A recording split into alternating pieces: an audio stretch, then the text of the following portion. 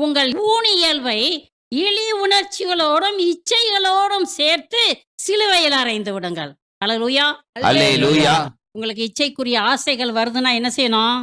ஏசப்பா, இந்த இச்சையின் ஆசையை பிடுங்கி எடுத்து சிலுவையில குத்தி விட்டுறேன் ஆண்டவரே. சொல்லுங்க. சுய புணர்ச்சி செய்யறதுக்கு ஆசை வருது. ஒருபால் புணர்ச்சி செய்யறதுக்கு ஆசை வருது.